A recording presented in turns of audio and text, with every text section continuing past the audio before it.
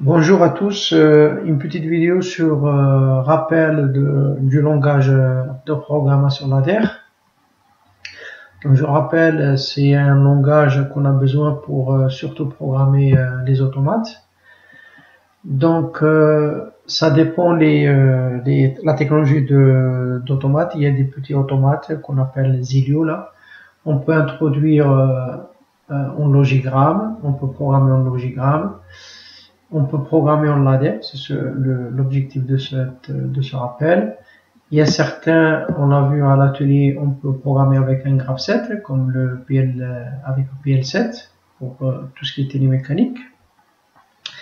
Il y a certains, on a besoin d'autres langages qu'on n'utilise pas à l'atelier, parce que ce sont des langages obsolètes maintenant. Donc, avant d'introduire un petit peu le langage ladder, on va regarder une petite vidéo ensemble. Un programme écrit en ladder ou schéma relais se compose d'une suite de réseaux ou rungs exécutés séquentiellement par l'automate. Un réseau est un ensemble d'éléments graphiques représentant les entrées-sorties de l'automate, bouton poussoir, détecteur, relais, voyant, ainsi que les variables internes de l'automate. Il contient également des fonctions d'automatisme, par exemple des temporisateurs, des compteurs, des opérations arithmétiques et logiques. Ces éléments graphiques sont reliés entre eux par des connexions horizontales, fonction et verticales, fonction OU. Un réseau est composé notamment de contacts et bobines, de blocs fonctions, de blocs opérations. Bon, donc on a bien compris que c'est un langage graphique. L'essentiel, c'est avoir en tête les symboles graphiques du langage. Donc, tout ce qui est contact à ouverture, à fermeture, pardon. Par exemple, un bouton poussoir, un capteur, un contact d'une bobine. Donc, ici, avec deux traits. Un bouton poussoir fermé, par exemple, un bouton d'arrêt ou l'arrêt d'urgence, ou un capteur contact NC, on met une barre. Après, tout ce qui est sorti, donc avec ce symbole-là, sorti par exemple, ne serait-ce voyant, électrovanne, des contacteurs. Si on veut faire l'inverse de la bobine, on met une barre. Et ça, c'est des sorties un peu spéciales, des resets et des sets. Alors, ce que j'aimerais bien rappeler ici rapidement, on a par exemple un schéma à contact et on vous demande de faire le ladder, de traduire ça en ladder. Donc il faut que vous soyez toujours capable de traduire un schéma de contact en schéma ladder ou bien un programme ladder. Pour ça, on a toujours besoin des tableaux d'entrée-sortie. Donc ici, c'est un truc simple. Donc le symbole bouton poussoir ou contact à fermeture, on a vu que c'est ce symbole-là au niveau ladder. Donc c'est deux barres plus avec une barre oblique. Donc ici, je peux dire là, tout simplement, ça c'est pourcentage I 1.1. Là, c'est un pourcentage, d'après le tableau, I 1.2. Et ici, c'est une sortie. Donc, pourcentage Q 1.1. D'accord? Ça vous rappelle des choses par rapport à ce que vous avez déjà fait à l'atelier. Donc ici, je peux relier. Donc je relie ici. Donc là, ils sont en parallèle. Donc il y a un trait vertical. Là, ici, un trait vertical. Et là, pardonnez-moi par rapport au dessin. Voilà, donc ça, je peux le relier. Ici, je vais marquer pourcentage, ça c'est l'auto-maintien, donc je marque Q1.1. Voilà. Donc ça, KM1 c'est une sortie, en même temps c'est une entrée, ce qu'on appelle la logique séquentielle. Alors pour la dernière, ça c'est un auto-maintien, pardon, c'est un contact qui appartient à la sortie. Donc ici, pareil, je marque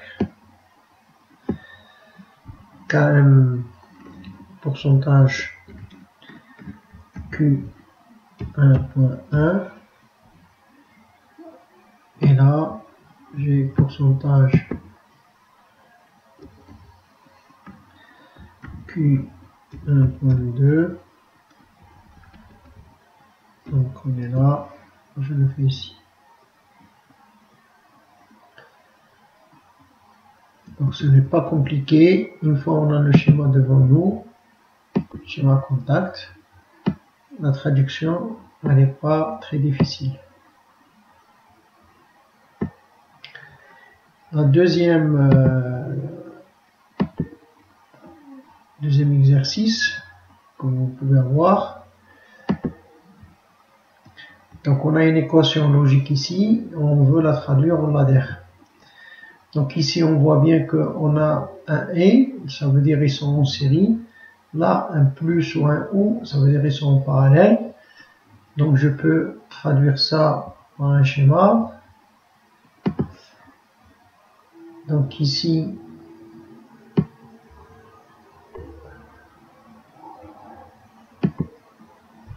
donc S1 c'est I12, donc je vais en couleur rouge. Et ce sera pareil ici.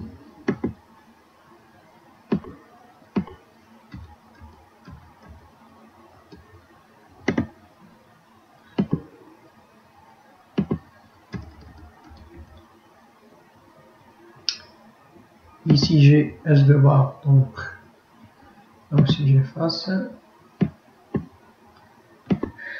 je mets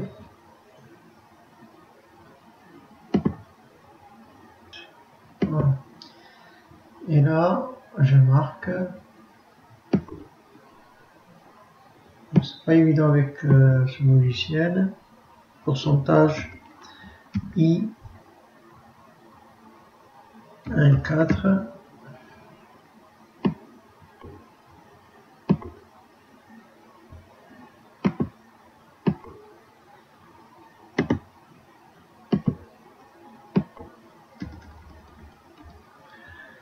Voilà, bon, j'espère que vous avez compris.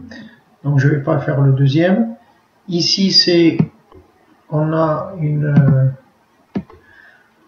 déjà un programme ladder. Il faut écrire une équation. Donc ici, pour ça, je peux dire que ici c'est S1, S3. Donc je peux noter ici rapidement S1, S3, hein, je me repère. Ici la sortie Q2, 6, c'est L6. Donc L6.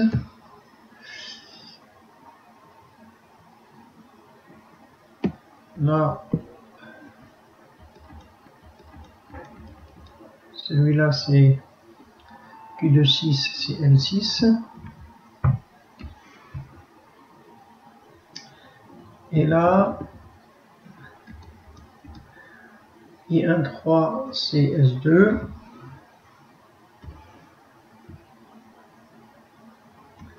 Et là, c'est K3.